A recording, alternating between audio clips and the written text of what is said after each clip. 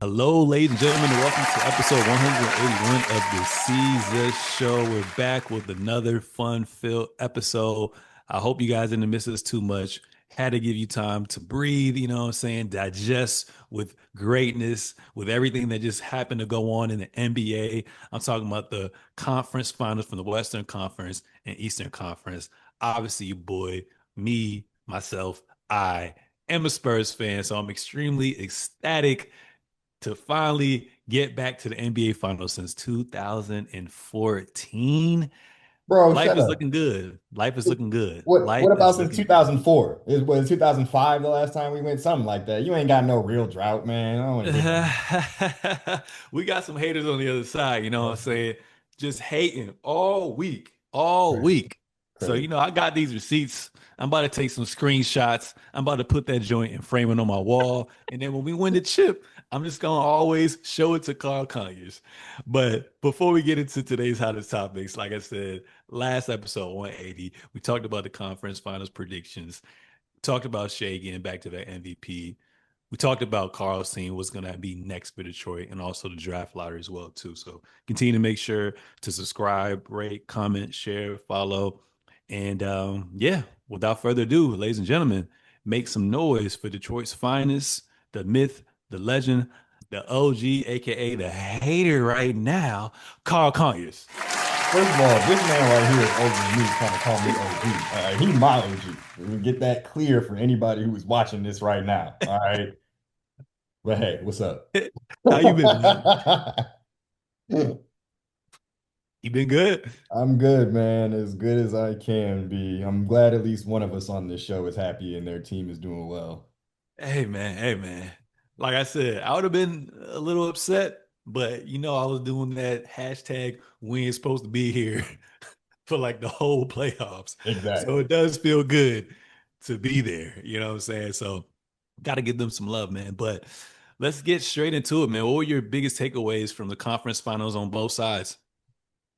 Um, I think one, just starting off on the East, because that's been over with, is just the Cavs suck, bro. And like, I know we lost to them in 7 games, so I can't, try and big up my team after that, but I really just do think the Cavs suck.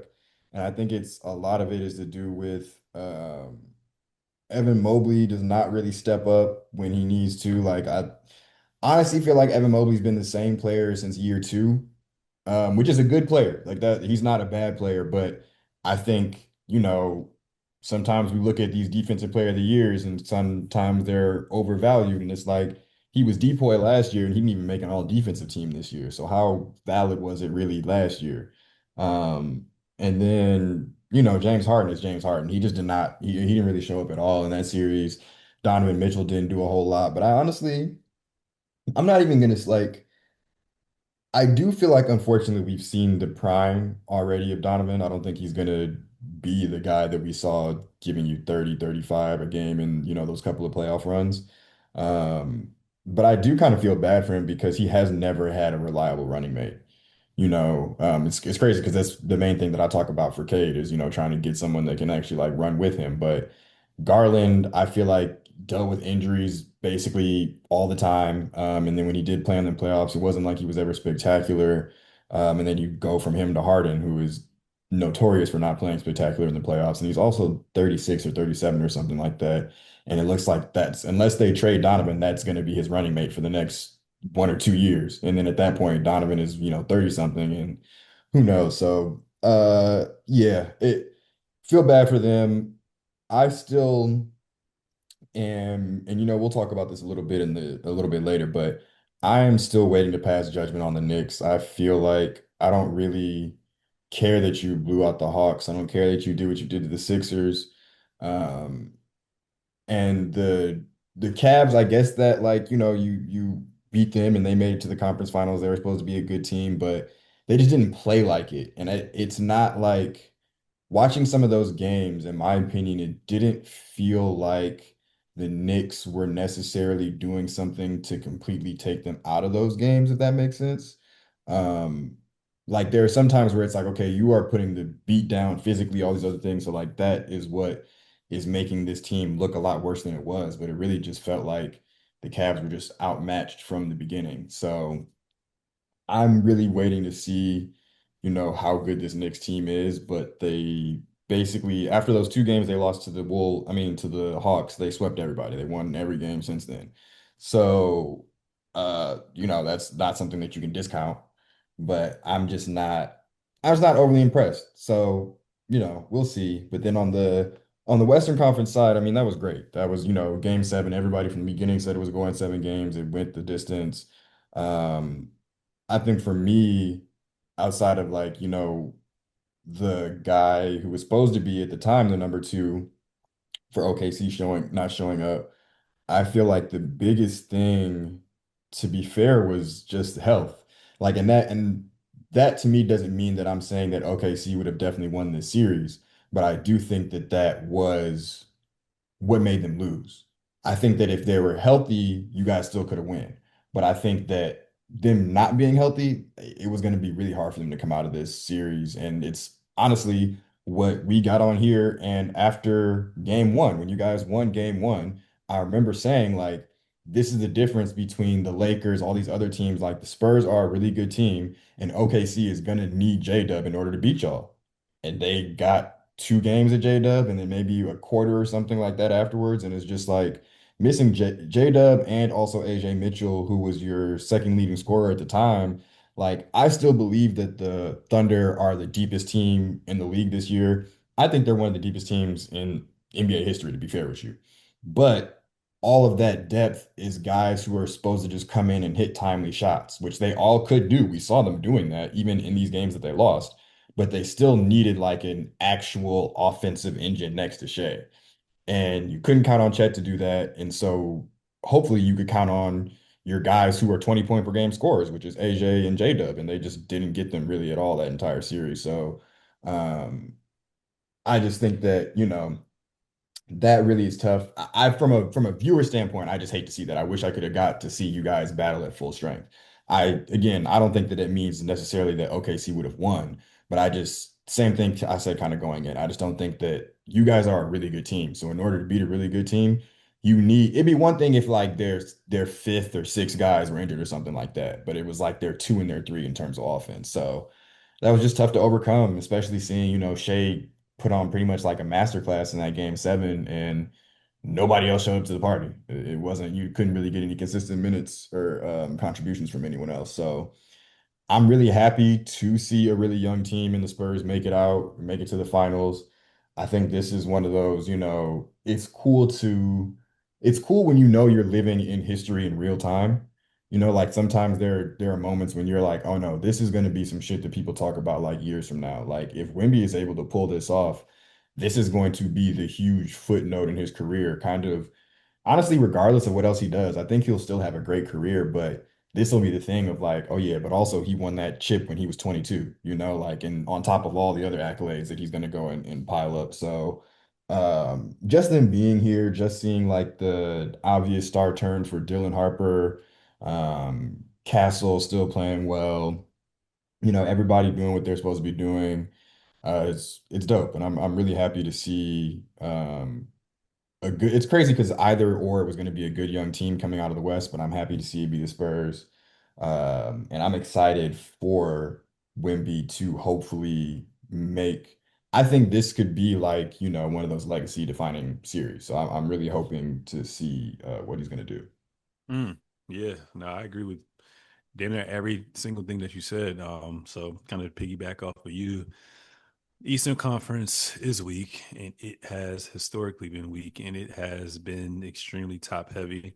So kind of sucks that we weren't able to see a fully healthy Boston Celtics team. Kind of sucked that Tyrese Halliburton got hurt. Kind of sucked that the Dame and Giannis experiment didn't work out. Kind of sucked that the big three with Joel Embiid, Tyrese Maxey, Paul George didn't really play that many games together, and then you throw them into the playoffs.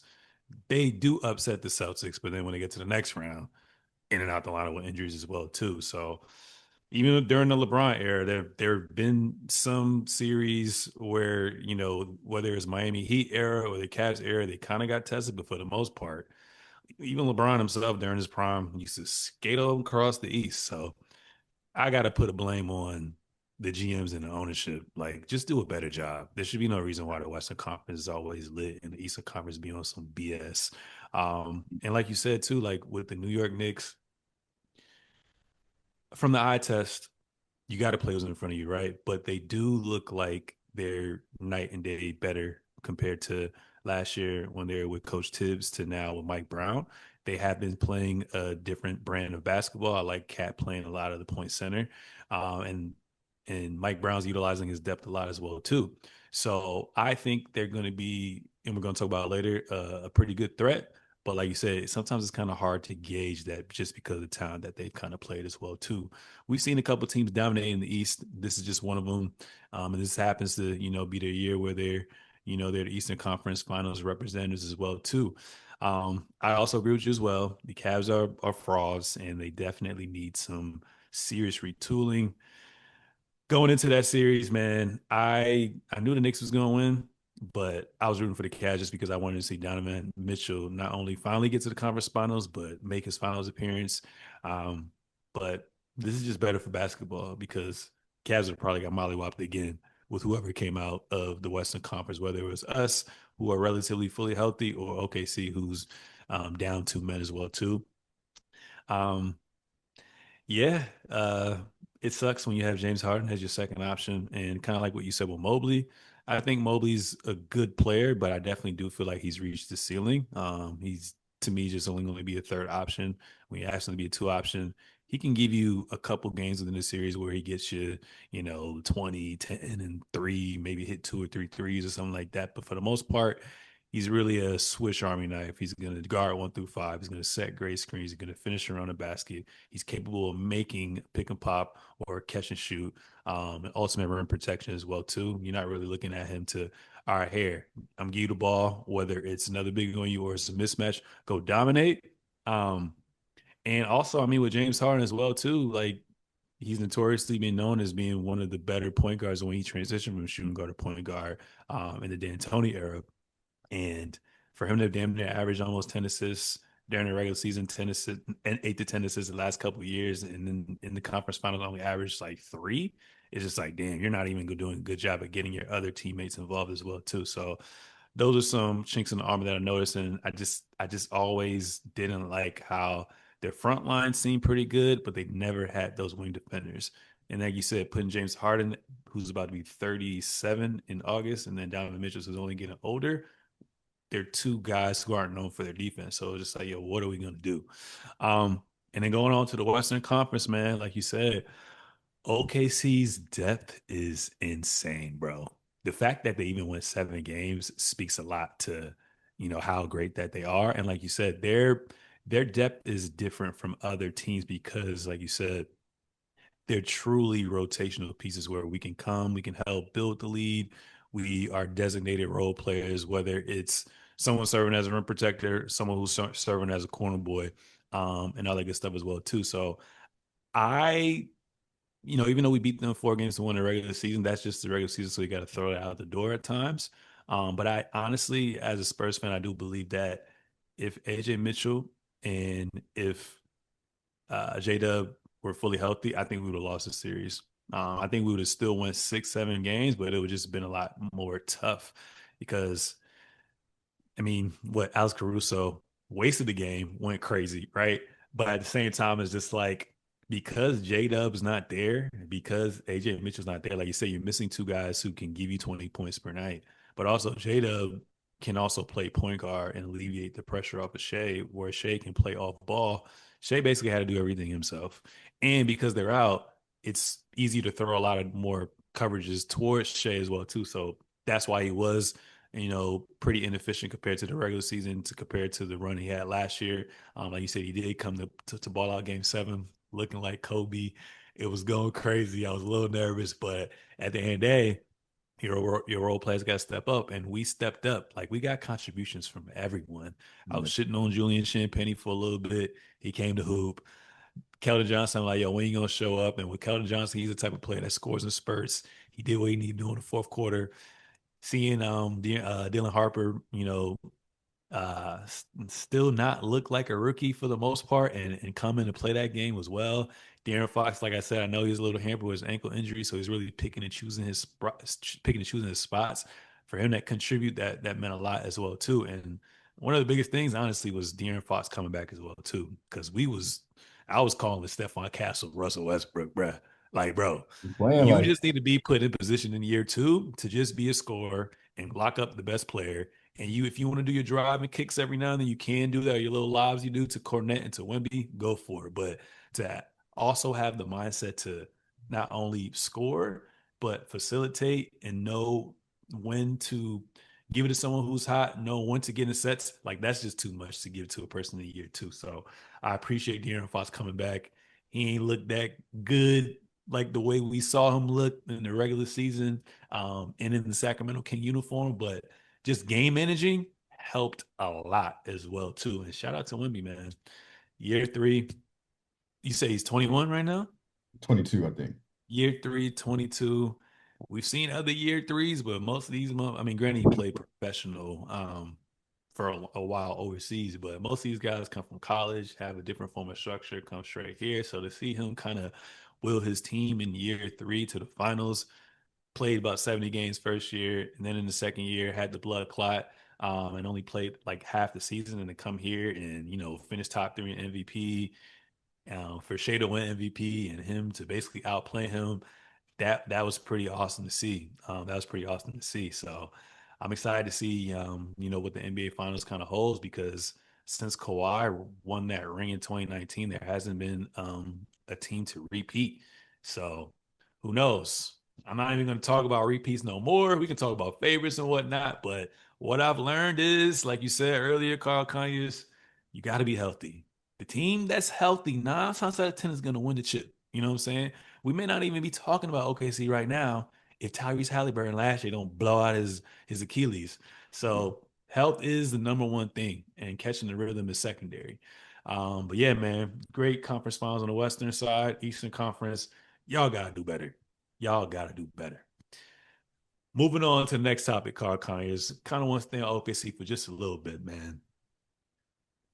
Obviously we before we start recording, we were talking about people being prisoners of moments and buying into other people's opinions through social media. But I want to ask you, will this be J Dub's last season at OKC? I mean, he missed 49 regular season games, he missed 10 postseason games.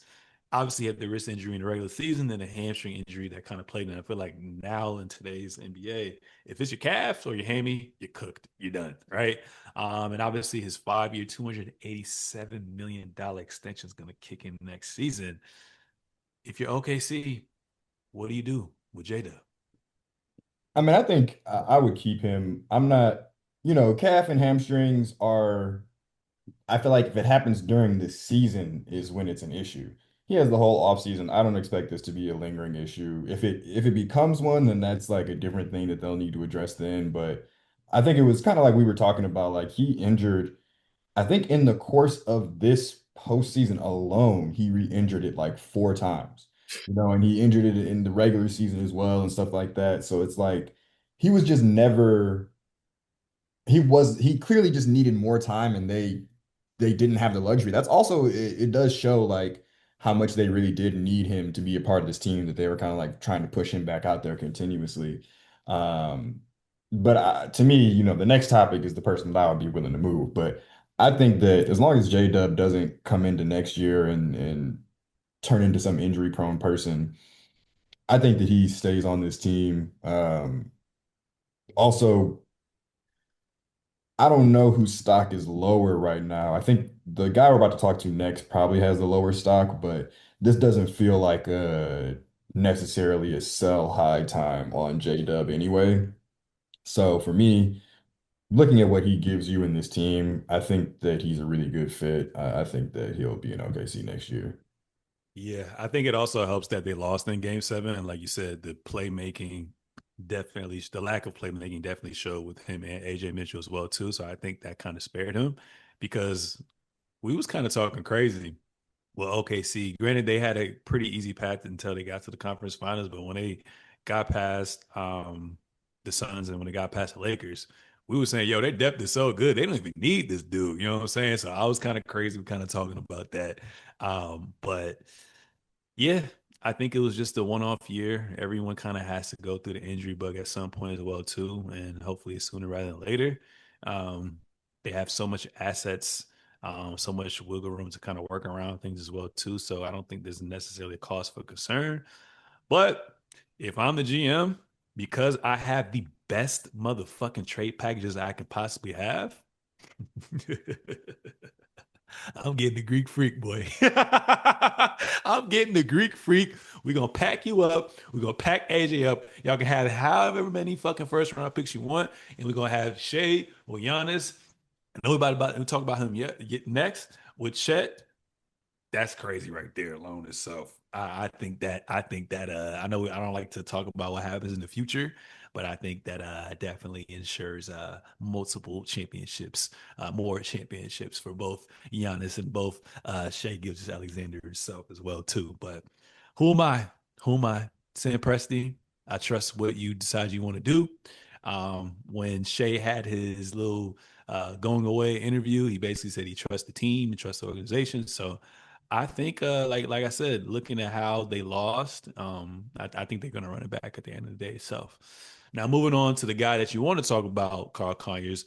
Will this will this guy Chet come back better? I mean, it's been a little rivalry that we've tried to create with Chet Holmgren and Victor Wembanyama, and that ties back to back in the day when they were in a championship game. Chet had 10 points. They gave him an MVP. Wemby was crying, and ever since then, it's just been pure hate. You see that shit every time they match up, whether it's a regular season or these 7 games that we saw in the conference finals as well, too. Mentally, he looked out of it, bro.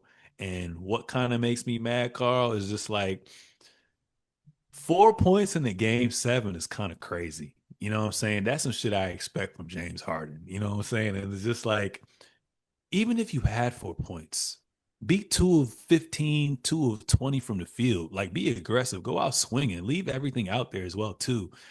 And the biggest sign that I saw in the fourth quarter during crunch time, I don't remember if it was a 1 or 2 possession game, but Shea got doubled. He passed the ball to the other Jalen Williams at the left wing 3 point. Chet was in the post with a favorable mismatch. He puts his hand up, and Jalen Williams looks him off. And I'm just like, wow, like this is crazy. You're an all NBA player, third all NBA team. You're all defense. I don't know if he's all defensive team or whatnot, but he's also an all-star as well, too. And you can't pick up the slack because even though we talking about how great OKC depth is with and AJ Mitchell out, Jada about, if Chet just plays his regular to the regular season standards, they win this series. They probably don't even go 7 games. Because what I saw from game 6, I don't know if it was game 6 or 4 when he had like 16 and 10 or 16 and 12 or whatever. I'm like, yo, do that a lot. So I put Do that a 90% of the lot. blame on him. Yeah. Like I put 90% of the blame on him. And then I mean, I guess you can kind of contribute to how I basically talked about Mobley with having to get him the ball, get him in his spots. Maybe put a little bit of that on Shea, a little bit of that on J Dub and AJ being out, having limited playmakers, and maybe put a little bit out on coach. But at the end of the day, I feel like it's a mindset, bro. It's a mindset. So I don't know how he comes back from this. But what are your thoughts on Chet, bro? I mean, it's just really crazy. It really is like there is no rivalry. Wemby owns space in Chet's head. That is point blank period clear. He is scared. He fell on the ground, bro. It was really crazy watching this game because this was like you are 10 at the playground and some 6-year-olds come up and one of the other 10-year-olds is like mean, so he just pushes little bro around. That's literally like what it was, bro. Like Chet was had the ball go up against Wemby, was falling on the ground trying to get the ball away. Every time Wemby came close to Chet, Chet wasn't. It was like Ben Simmons in the rim. It was like Wemby was the rim, and how Ben Simmons had those demons in the playoffs a couple years ago. Like that's how he was avoiding Chet, and it was really crazy. And it was on top of that, Chet is just weak, bro. And I don't think. And I'm sorry, to say that about, I'll say he's basketball weak because I don't know anything about his personal character. But I don't think that that is something that's going to change. There's a lot of things that are attitude and like the way that you approach something, and those aren't usually things that are an easy fix. And it doesn't look like he's the type of person to change that about him. He wants things to be easy and nice, and that's where he can thrive in those situations.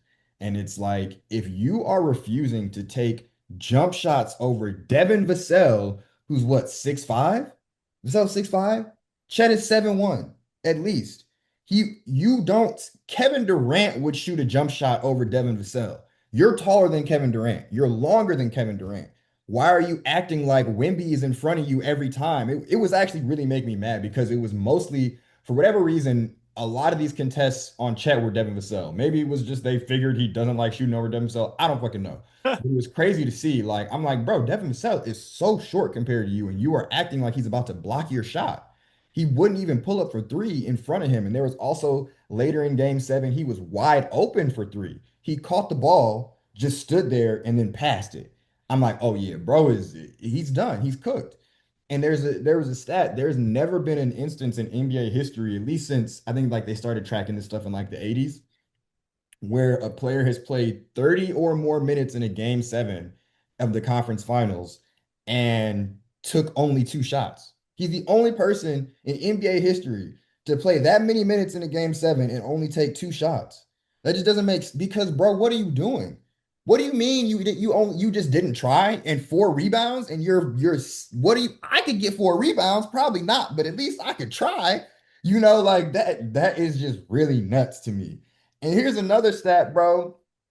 Look, the the by an all a player that's made an all-star in the same season they played a game 7, there have only been 4 instances of that person scoring under 5 points. That's only happened 4 times. Has a player who has been an all-star in this season played a game 7 in that postseason and had 5 or less points. And it's Mm. crazy. The other three are all, which I don't know if this helps or hurts his case, but the other three are all Hall of Famers. It was Bosh versus the Spurs in 13. And he had 0 points. It was Ray Allen versus Cleveland in 08. He had 4 points, and it was Jason Damn. Kidd versus Detroit in 04, and he had 0 points. One, Damn. I don't even blame Jason. Jason Kidd not a scorer. Like, although he should be doing more than 0 points. But yeah, I'm just like, this is that it's just really crazy. It's really crazy to see. So I have no faith in Chet. That to me is the person that you trade, which is funny because I spent all this time shitting on him, but I saw something earlier that I agree with. Mobley's better. Huh? I think Mobley's better than him. Oh yeah, Mobley's definitely better.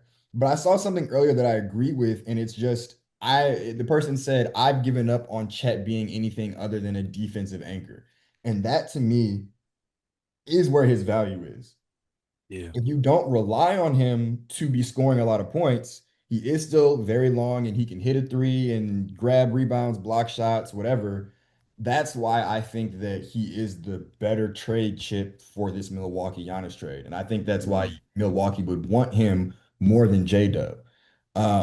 Because they're just kind of keeping that archetype of like having, he's basically like a Giannis build. Of course, he's a lot skinnier and can shoot, but just in terms of a 7-footer who's mobile, like there's not really a lot of those in the game. It's really Giannis, Wemby, and Chet, unless I'm missing somebody else. So I think that that is the better person for them to. I think one, it's better for the Thunder to get off of Chet in general. Um, and then I think it's better for the Bucks to get that type of player. So that to me is the trade I think that needs to be made, or even if it's not to the Bucks, I just think Chet needs to go. I can't. You just can't rely on him at all. And this team is deep, but I think they need production from that spot. I would rather just keep a Hartenstein or something like that, in order to fill that gap. Someone who is at least willing to shoot. Hartenstein would miss 50 of those floaters. He would shoot 50 of those and miss them before he just Fine. shot 2 shots. Mhm. And he's a role player. He's never even been close to an all-star level player. So yeah, it's crazy because it's really what you said. Like, although yes, they were missing the depth, I think that was the bigger part of this series for the Thunder. But if Chet just plays to just 17 and 10 throughout this series, I think that they actually have a chance to win. And he couldn't even do that. And I don't see that changing, man. He's Well, that nigga better go to the monks. He better go to the fucking monks. He better get away from social media, deplug. And yeah, he needs to add some weight, bro. Coming from a nigga who's skinny, I make that joke to y'all. I was like, yo, Chet inspires me to continue as a skinny nigga, keep going to the gym, man. dog. He need to put on at least 15 to 20 pounds, bro. He needs to put that on. He needs to find ways to generate his own shots. And like you said, like you got a lot of these mismatches on you. Like that should be food every time. So go hit up Dirk, go hit up LaMarcus, go hit up KD, and get that work done. Because I do feel like he has a high ceiling, higher than Evan Mobley. But like you said, it comes down to his mindset. So the only reason why I said J Dub because I feel like the Bucks would want J Dub, right? At the end of the day, it's like Giannis can kind of have leverage of where he wants to go. But I feel like they're like, all right, we'll give you Giannis, but we have to have J Dub in this package. But shoot, I'll ship him too. I mean, low key, oh wild. Shit, trade Chet for Mobley and then trade J Dub for Giannis. I'm dead. I'm sick. But anyways, no more OKC. I want to bring it back to the beard himself, man. Do you think it's officially time for James Harden to be a six-man Carl Conyers because he's about to turn 37 in August? He has a player option of $42 million. And then obviously the conference finals averaged 16 points, 5 rebounds, 3 assists, shot 41% from the field, and also 13.8% from three. Um, he's gotten everything he's wanted as far as money and as far as teams that he's wanted to go to get to a better situation. But like we said, it's always the same exact thing, and he's only getting older, man. What are your thoughts? Yes. Yes. It really ain't even that much deeper than that, bro. Yeah, like, yes. James Harden Yeah. needs to be coming off the bench. James Harden does not need to be playing 36, 37 minutes for no team anymore that's trying to actually win, that has championship aspirations. But I will say, I don't know you have to have someone who makes sense to be starting over him. And I don't know that the Cavs have that. So I think he's going to stay their starter. Like you can't just throw a different guy in the starting lineup just to have him coming off the bench. I don't think that that's the situation. You would need to have someone who at least is like a viable starter to start over him. And maybe they can get that in the offseason or something like that. But with this team, I don't see it happening. Also, because it looks like they're going to re-sign him for a decent amount of money. But to answer your question, I absolutely think that is the better option is for Harden to be a six man. But I also don't even think that he would accept that role, to be fair with you, which to me is like, then they need to treat you like how they treated Melo. To be Mhm. fair, like Melo was mad, he didn't want to come off the bench at first, and then he almost was out of the league. And I Yeah. think that's how they should treat James Harden, to be fair. It's just like either you're gonna come off the bench or we don't want you on our team. So it's up to Mhm. you. But I think the Cavs, in trading away, because they traded away Darius Garland, who was a young player, a young, decent player, they have to be in this Harden thing. They have to re-sign him. They can't just like let him go for nothing. So Yeah, and it sucks because one, you're in a small market, so it's going to be hard to get anything done. And then two, is just like the only real tradable assets they have is Mobley, Allen, and Donovan Mitchell. So they, like you said, they pretty much have no choice but to have him or do a sign and trade itself too. Um, I mean, he can go a couple of ways. He can either get the player option and get the $42 million, or he can get a longer term deal and get a little bit more to like maybe 2 years, 50 or something like that. But either way, whether he opts in or whether he gets more money, this will be his last big payday, for sure. There's other niggas who age gracefully, that's Stephen Curry, that's Kevin Durant, that's LeBron James. that's But it. you, my guy, nah, son, nah. And the Cavs just isn't a good team for him to even be a starting player because he's so much older now. I mean, obviously he's never been known for defense. He's been more so the guy that kind of hides, plays the passing lanes. Oh no, Um, no. Ask Kenny Atkinson. Kenny Atkinson said he had been one of the best defenders in the playoffs. Kenny Atkinson be smoking crack and meth, nigga. I don't Got understand what's going on with him. But yeah, he's been known for that. And obviously, like because he's so strong, his post defense was always viewed as above average. But it's just like, damn, just seeing him get picked on like that, seeing him always have these shortcomings, seeing him not have that wiggle to get by defenders, like you truly saw that even more magnified in the conference finals. Because if it's old James Harden, you see Jalen Brunson, he's food, you know what I'm saying? But since he couldn't do that, it was just like, damn, son, now you're looking like a liability on both ends. So, and like I said, he didn't even get Mobley or the other role players situated because we accepted kind of the fact that, all right, like Harden regular season going to give you 20 and 10, but now he's more so of a facilitator. You take away him not even being able to facilitate on top of his defense, it's just like, bro, what are you doing? Like you said, like playing 35 plus 40 minutes is just not a winning formula for him. So I definitely think he probably does have to get mellowed and come off the bench to a team that wants to essentially contend or has aspirations for having a deep playoff run. But this is definitely his last play. This is definitely his last payday.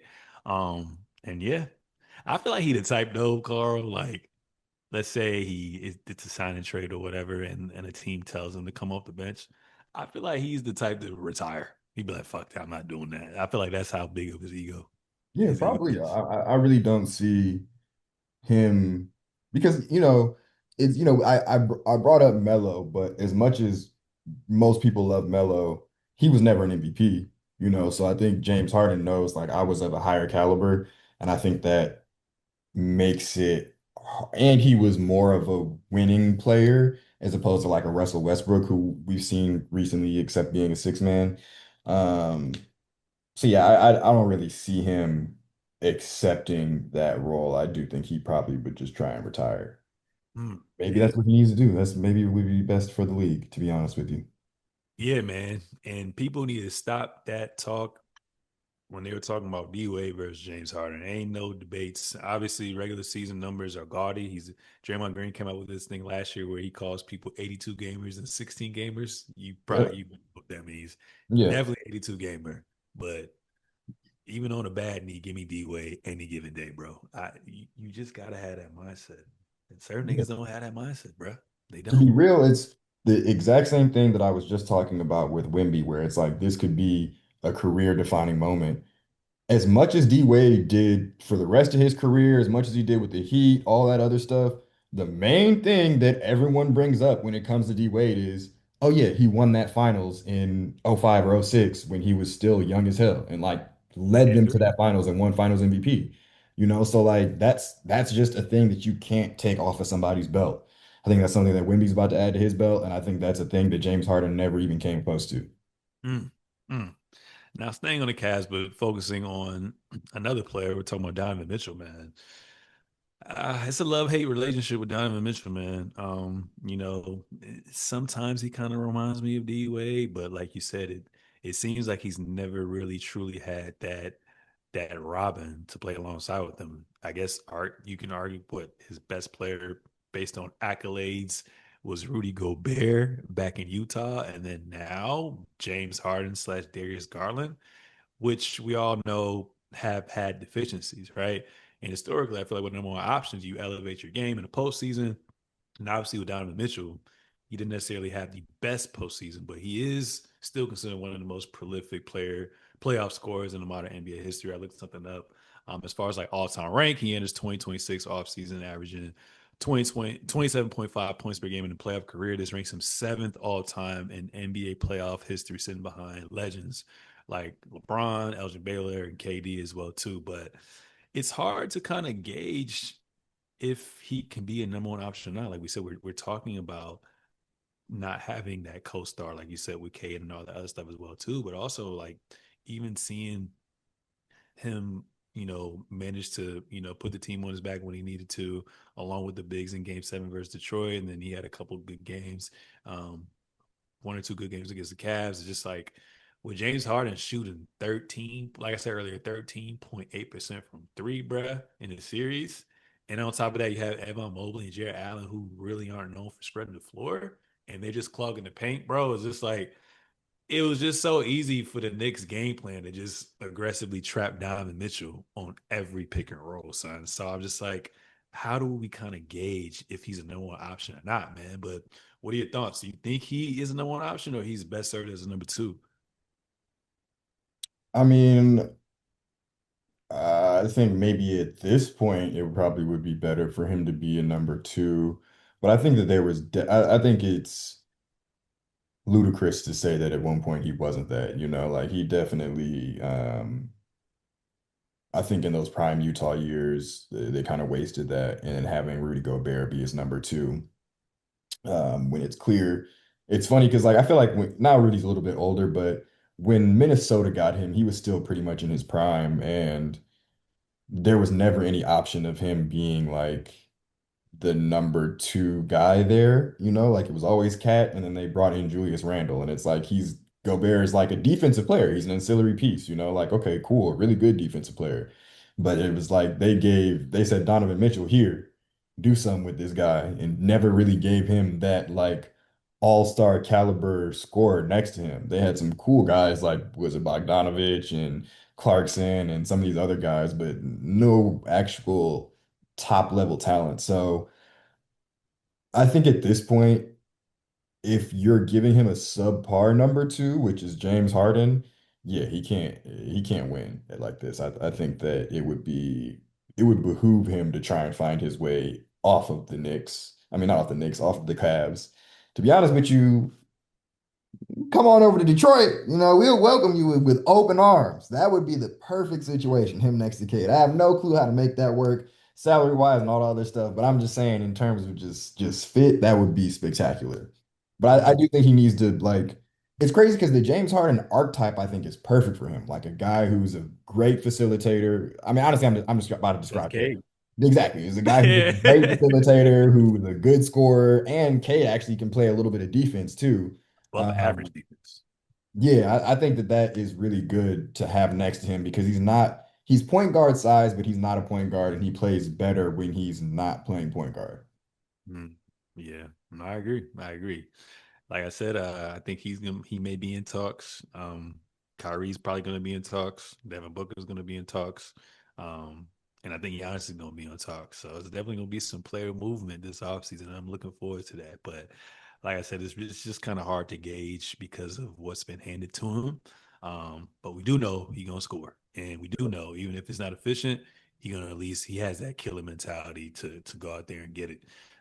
So we'll see what happens in Cleveland because, like I said, they're a small market team and there's not much you can do. This is pretty much what you have right now, unless you want to get rid of your two biggest assets outside of him. Like I said, Jared Allen and also Evan Mobley.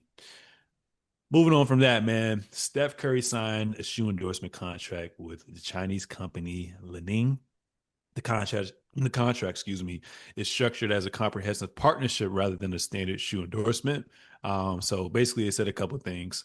Global brand expansion. The deal extends Curry's personal brand venture internationally using Li-Ning's massive infrastructure, which includes over 7,600 retail stores across Asia.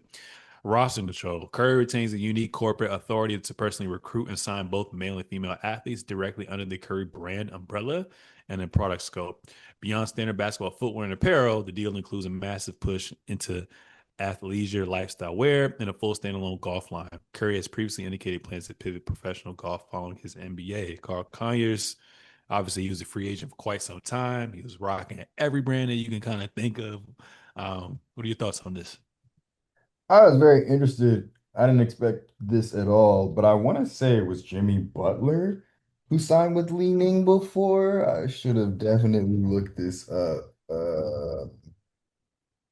But I think, yeah, that's exactly who it was. Jimmy Butler has a shoe with them. So when I heard about this, I wasn't fully surprised because that's his man's now. Jimmy Butler's on his team. So I feel like there has to be some through line there of like, okay, Jimmy came to the team and then he was able to be kind of their representative and in order to get you to sign. Because as we see, Steph is influenceable enough because I'm pretty sure the story is that like it's either Seth or somebody. one of his friends or teammates when he first came into the league is the one who got him to sign with Under Armour. Um, so yeah, I think it's kind of like one of those things. I just think it's interesting.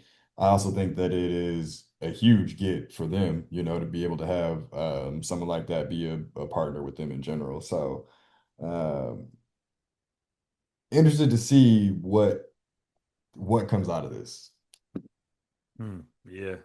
My cousin also sent me something too. He says Lenin has faced severe scrutiny over human rights violations in the supply chain, primarily concerning forced labor. These controversies have led to import bans by U.S. authorities and divestment by major global investment funds. And they said some key human rights controversies, basically forced labor through China's controversial labor transfer programs. In the Zhejiang region, the brand has publicly stated it will continue sourcing cotton from the region. And in March of 2022, U.S. Customs and Border Protection banned all imports due to evidence of North Korean forced labor in its supply chain, which violates the Countering America's Adversaries Through Sanctions Act. And then several major institutional investors, including the world's largest foreign wealth fund, Norway Government's Pension Fund Global, and Norwegian financial group KLP have divested from Lening, citing unacceptable risks of contributing to serious human rights abuses in Xinjiang as well too. So that's also something to think about. It makes me think, do these athletes like kind of really go for the bread, and are they doing their due diligence and research with what comes behind? Obviously there's always going to be good and bad behind some major brands internationally and within the United States, but that's just something I was interested in that he brought up. Yeah. Yeah. Now, the moment we've been waiting for, Carl Conyers, NBA Finals preview. We got the Spurs versus Knicks. These guys haven't faced each other since 1999. And obviously, the San Antonio Spurs with David Robinson and also Tim Duncan with Greg Popovich won in 5 games, I believe. It's been a long time coming for the Knicks. I know that crowd, that aura, that city's going crazy. It's kind of cool to see Jalen Brunson being quote unquote a small guard leading his team and potentially achieving that, because Steph Curry was small sort of, but he's like 6'3". But before that, it was probably Isaiah Thomas. Now that I think about it, because Chauncey Billups was pretty big. Tony Parker was 6'2", but it was still, even though he's Finals MVP, it was still that big three plus Tim Duncan as well too. AI tried back in the day, but obviously he got 4-1 by the Lakers, so that's going to be pretty interesting. And you're going up against the one and only San Antonio Spurs post Greg Popovich era. Like we said, Wemby's going to year 3 is going to be pretty interesting. Obviously, they're on different conferences, so they only play each other twice. But at that twice plus another time, because the NBA Cup, the Knicks have beaten them 2 games to 1. So I don't know how much you want to kind of take away from the regular season. Like we said, that sometimes kind of goes out the door. But this is gonna be an exciting finals, man. Whether it was gonna be a banged up OKC versus the Knicks or Knicks going up against San Antonio, I always thought that this was gonna be a relatively pretty good NBA finals, and I think it's gonna be a good ratings, have good ratings as well too. We always cry about having major markets going into the finals, lack of major markets. So it's good to see a team in the New York Knicks, which is the mecca of basketball, to be in the finals. And then also we're trying to give Wemby that next generational talent with this young, exciting team. Because historically, even though I'm a Spurs fan, obviously we played beautiful basketball in 2013, 14, but we've had that knock of being boring. So it is pretty exciting to see this new iteration. But having said all that, giving my damn soliloquy, what are your thoughts on this NBA Finals? Who do you think winning, man? One I will say, y'all was really boring during that like DeMar DeRozan era, where Oh, no, we're not talking about that. We're not talking about that. that was really not great hoops. But it all led to this, you know. Um, but I mean, I have one. I will say, I am actually happy that the Thunder didn't make it because, as we were saying before, I don't think that Jalen Williams was going to ever be healthy this postseason. I don't think, like, looking at how he looked when he came back for a game 6 or something like that, it was just terrible. And then AJ, whatever he's dealing with, clearly was serious enough that he didn't even play at all in the 7-game series. So, uh, I'm just happy that the healthier team made it because I think this will be a one more of a fair fight and just a fun series to watch. But I got y'all in six. I think the Knicks have the experience, of course, not of being in the finals, but just like or an older, more experienced team. But you guys have the Wemby. I think like, that's the X factor. If he can show up, I mean, it's a lot of the stuff that we talked about before when it comes to like the distance from the basket that he's taking his shots and just how many shots he's taking in those first quarters and first halves. Like when he's engaged at the start of games, y'all usually win those games. And in this postseason, at least, when he has been engaged in the start of games, you guys have won those games. So I'm looking to see if that's something that he can continue. If you want to be a star, you have to do that. Like I can think of some LeBron finals games where maybe he came out a little bit slow, but like not really, like he was LeBron pretty much outside of the year where they lost to you guys in the finals. He was start to finish. That whole was it like 9, 10 year run that he was making in the finals. Like he was just on go. Like you're the GOAT, you're the best player on the team, you're supposed to be the best player in the series, act like it. And that's what I want to see from Wemby is like, establish yourself from the beginning of every single one of these games. I don't want to see you coming out slow because there's no reason for that. Like you can get in it's what we were texting about as well. It was like, yes, OKC did some things to pull him away from the basket, but he wasn't trying in a lot of these games to even get to the basket. A lot of times he looked tired and other things like that, which just comes from, he's never played basketball this long. He's never played this high of minutes in his career. Like it's a lot of things all adding up at once. So I'm interested to see how he's going to respond to the adversity. Like I kind of said earlier, I don't really fully believe in the Knicks. So if they want to prove me wrong, please go ahead and do that. But I think that this is the Spurs series to win. But I do think it's going to be fun. I mean, Jalen Brunson is box office. Like he's a really great player to watch. OG Anunoby, actually, I think, or Anunoby, however you say his name, is really good as well. I like watching him. So there's some fun on both sides of the ball. But I just don't think that the Knicks can keep up with you guys for multiple games. Well, I'm happy that you have the Spurs winning six. So, I'm still gonna frame that text on my wall somewhere. Okay. Go Hey, ahead. but I appreciate you giving the Spurs six. You put logic in the forefront. I appreciate that. Hmm. Um, nah, man. Low key, I think I got the Spurs in six as well, bro. Like you said, there's great players on both sides, on both teams, but there's this alien that's been dropped off named Victor Wembanyama, and they always say that we have a lack of experience, and obviously the Knicks kind of don't have final experience as well too. But as far as like their continuity, they've been together for 2 years and have had success last year, Eastern Conference Finals this year again, and now they're in the finals again. But I think we're just one of those teams where, like you said earlier, we're kind of just living in history, right? We've lived through the Ronaldo Messi era. We lived through LeBron James. We lived through the Golden State Warriors, Miami Heat, historic, player runs. And I think this is one of the history, legacy defining moments that we're kind of going to see right now. So, like you said, it really comes down to can Victor Wembanyama set the tone early? I think that with us having home court advantage, he definitely gonna have a lot of energy for game one. He had game one energy against OKC. I mean, what helped also was Shea, getting MVP. He's like, oh, all right, like, Yep. okay, let's see what's up. But I think with him hosting game one at home, man, I think that's going to bode him well. I think we're going to be full of energy. Obviously, we came off an exhausting 7 game series, but I feel like our path to get to the finals was much more rigorous than the New York Knicks. Like we said, the Knicks went through who they go through first round? The Hawks. Hawks. They went through the Hawks. They went through in and out lineup 76ers who weren't supposed to be there. And then they went up against the Cavs who are frauds.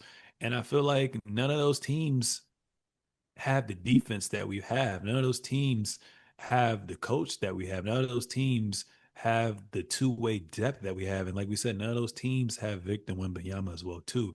Um, and in those 3 games, obviously, like I said, it's a regular season. Jalen Brunson, even though he gets 26 points per game, I want to say, in those 3 games against us. We're holding him to under his season average as far as his field goal percentage. He's shooting around 41% from the field.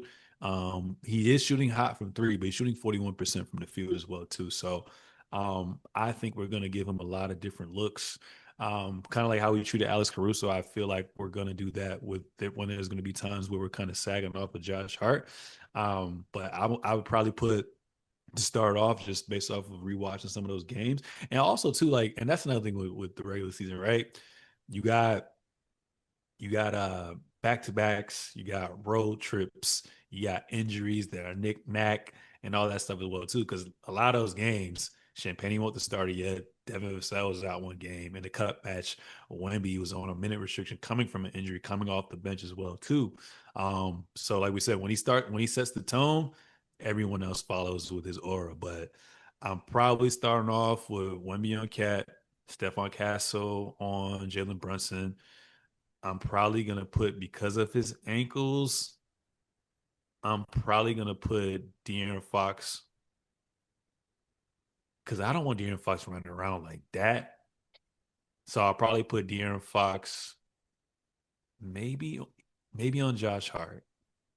I'll probably put Vassell on OG and then Champagny on Bridges. I think we can start off with that. We'll see what happens. But one thing I am concerned about is throughout the series, whether it's been Portland, whether it's been Minnesota, whether it's been OKC, we haven't seen a big like Cat. Cat is considered, if not the best jump shooting, 3-point shooting big man. So he's Wemby's definitely going to have another tall task with taking him away from the paint. OKC did a good job at times of doing that, but he found his way back there as well too.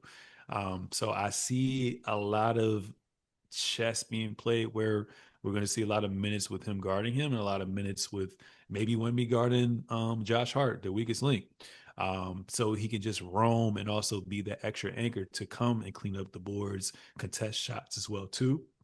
And one thing I was noticing as well too, like Cat has a relatively pretty good combination of an inside out game, but some of the games that I watched when they played the Spurs, Cat when he's at the 3-point line, he only when there's a big on him, he drives to the basket. A lot of times when there's an actual guard that has lateral quickness, they kind of match his quickness. Obviously, they're not as strong, but they match his quickness. So a lot of times he settles for those threes. So now I'm thinking, do I even want Wemby guarding him up there, or will I live with someone else as well too? And obviously, you're gonna have to throw those doubles at him whenever he does get the ball in the post. So that's gonna be something to kind of look out for. But Stephon Castle is day and night better from December.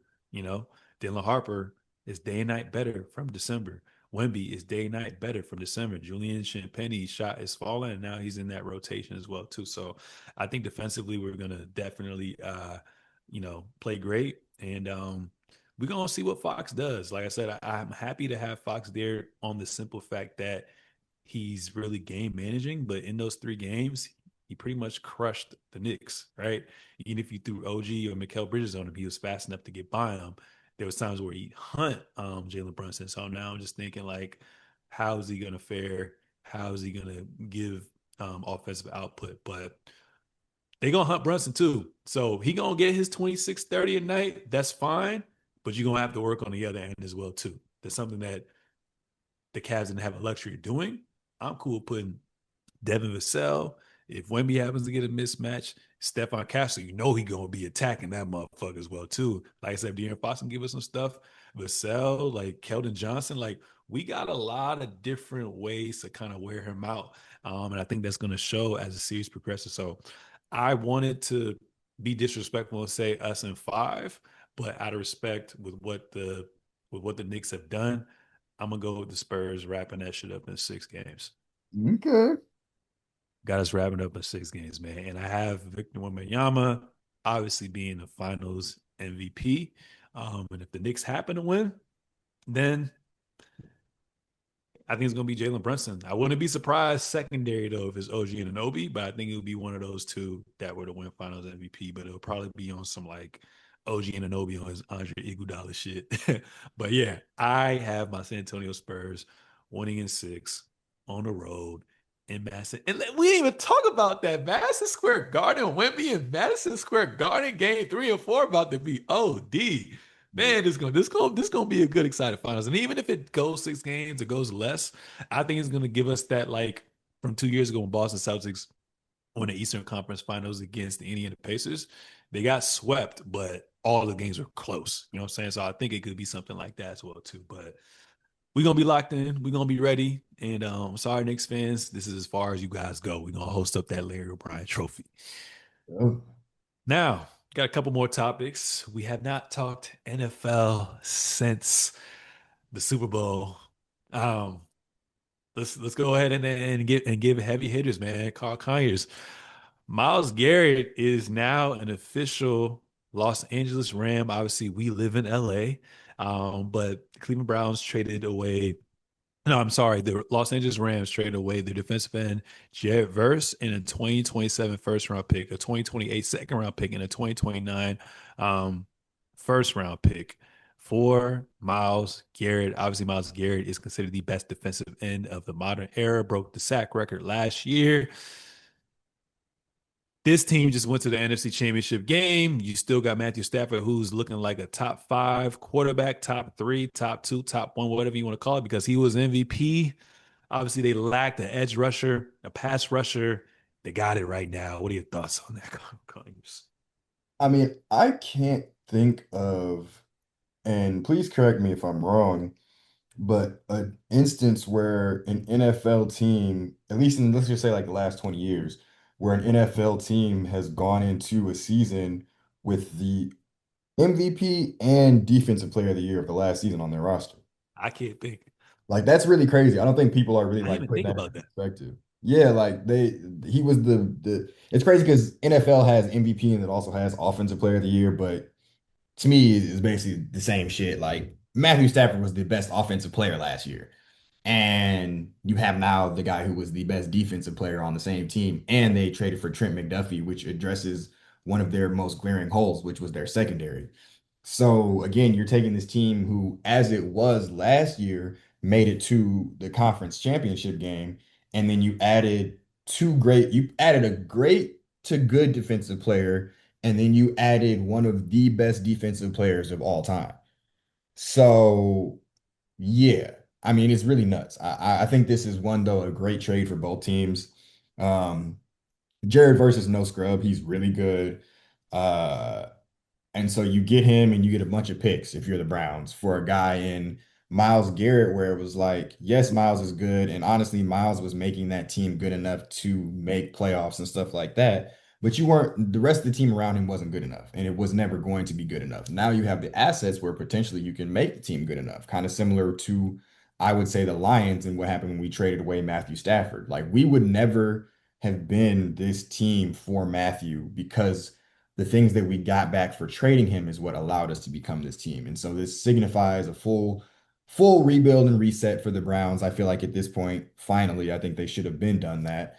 But yeah, you get off the one guy who was a made man on your team, and you get a bunch of stuff back for it, and you get a nice young player. And now next year, hopefully they give Shador and I guess Dylan Gabriel some reps to see if either of them are actually the player. But something that I think a lot of people didn't see or wasn't getting talked about a lot was this pick of Ty Simpson in the draft that we just had like last month for the Rams.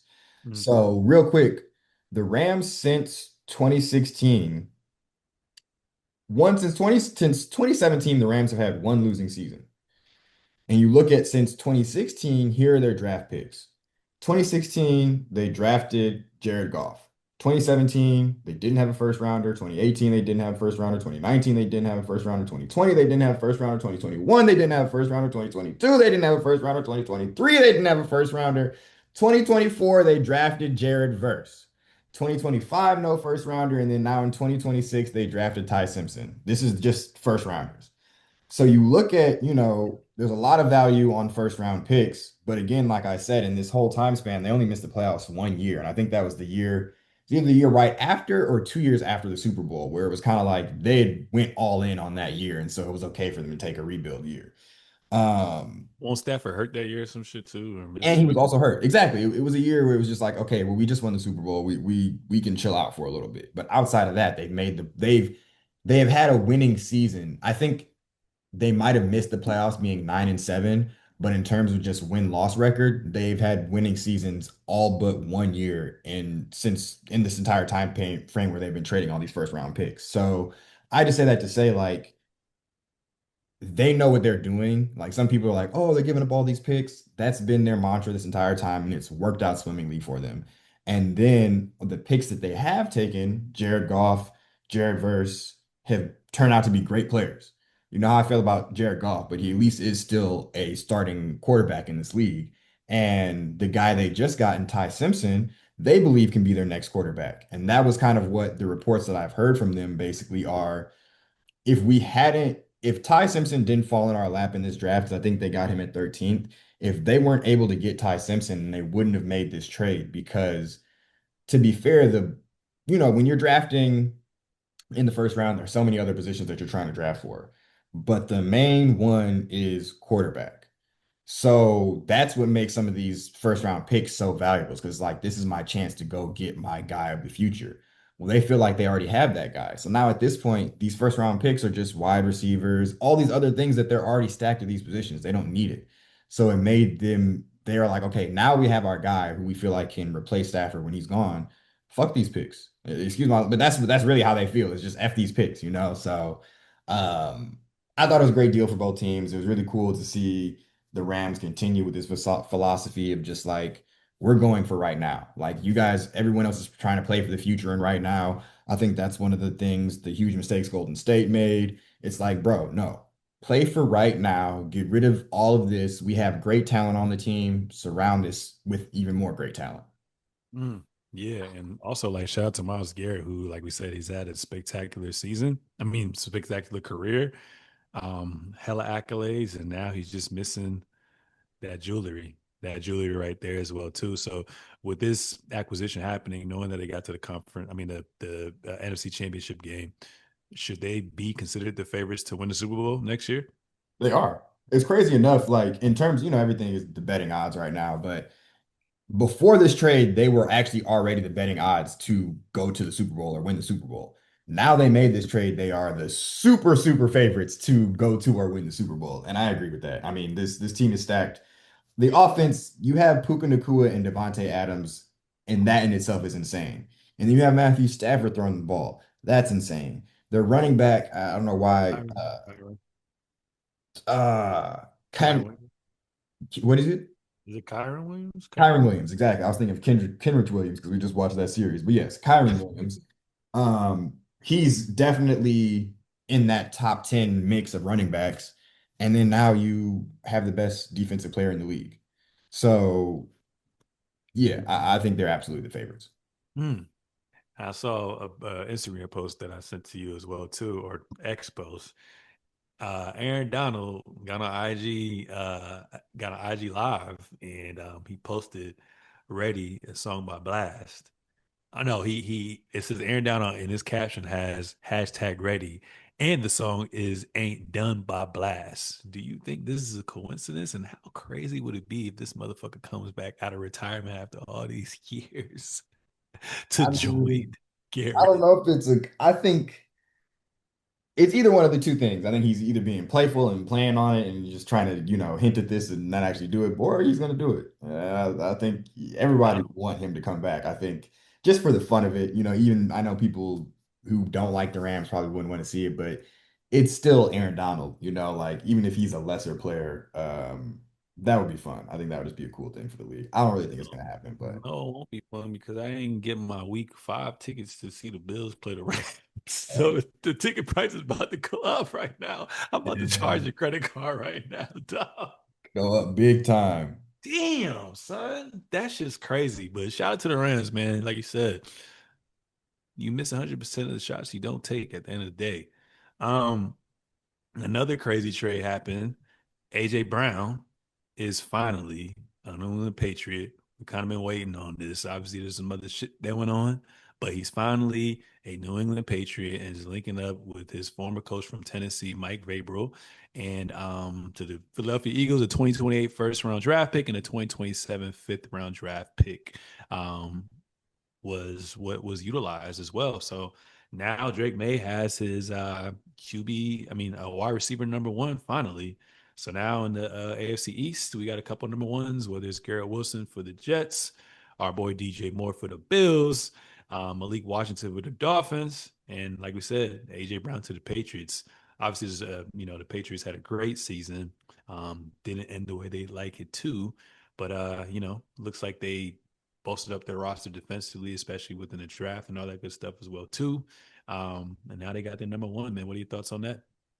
I think it's great. They made Diggs look like a number one when I don't think he really was last year. Um, but they were able to, and so I just think that they have a good passing attack. Drake May is a really good passer with the football. Clearly, he was almost MVP. Um, and you took a team that made it to the Super Bowl without any real reliable pass catchers, and now you give them one. I think he's for sure still a top 10 receiver in the league. So I'm happy for them for going out and get that. I do think that for the Eagles, I uh I do think that for the Eagles, I just don't like the timing of this trade. I did, delve a little bit deeper and saw part of the timing was cap reasons. Like if they had let him earlier, it was like a $60 million hit over 2 years versus now it's like 40 million over 2 years. So it Okay. saves them about 20 million in cap. But I just Mhm. I think if you were going to get rid of him, you should have gotten rid of him for somebody in this year's draft, for a pick in this year's draft, because now your team is just worse. It's just flat out point blank period. Your team is worse going into next year. Sometimes people put stock in the whole chemistry thing, and hopefully the chemistry of the team will be better. So maybe that'll make you better, but I just don't think that's going to be the case here. I think your passing attack just got worse. Maybe conversely, Jalen Hurts might feel I was more about to comfortable ask you throwing about the that. ball or something like that. We'll see, but his options are not that great to throw it to anymore. So I don't Mm. really in terms of this year for the Eagles, I don't like this. I think that of course, in a year or two when they actually get to use those picks, it'll be fine. But football isn't always that gracious. Who knows what the state of the team in that period of time. Also, Saquon's already an older back, so chances are you're not going to have a running back of that caliber, just that again that quickly. It doesn't usually happen like that. So I think now is kind of the perfect time where they should be doing the opposite of not getting rid of people, or if you're going to get rid of people, you should be getting rid of them for assets that can help you now versus like future assets. But we'll see. Mm. Maybe they were pretty high on their first round draft pick, Makai Lemon, out of USC. He was ranked, I believe, um, overall rank was 10, at least according to ESPN, and then position rank was number one. So maybe they just high on him. But yeah, I was gonna ask you how you feel about Jalen Hurts, but now it should be an interesting trade. So with this trade happening, Carl, I didn't look at who the favorites are right now, but who is your favorite? Who's your personal favorite coming out of the AFC right now? Hmm. I don't know, man. I'm going with the Chiefs, man. Again. Yeah, I guess Depending I'll. on when Patrick, because obviously he was at OTAs and he's just throwing, he had his brace on, but like depending on how his knee responds, if he don't miss no more than like 3, 4 games, I got the Chiefs as a favorite, bro. I can get down with that for sure. Yeah, so I don't want to put no stock into the Patriots because they're gonna have a pretty tough schedule. We got a relatively pretty tough schedule too. Um, you never know what happens with the Ravens. Everybody seems satisfied with what they've done in the offseason. Hopefully the Bengals, they said their defense on paper has gotten better. So no, AFC gonna be a dogfight for sure. And it's gonna be good to see all these quarterbacks, knock on wood, relatively pretty healthy for the entirety of the season, going into the postseason as well too. But AFC could be up in the air, but right now, if I was a betting man, I got Chiefs Rams in the Super Bowl right now. Any closing remarks? Game one. 2 days away, baby. Let's go. Game one, you got Spurs. Yeah. Game one, I got Spurs too, man. Ladies and gentlemen, that was episode 181 of the Season Show. Make sure to subscribe on all forms of social media at the Season Show, at Carl Conyers, at Sir Seezus. We out.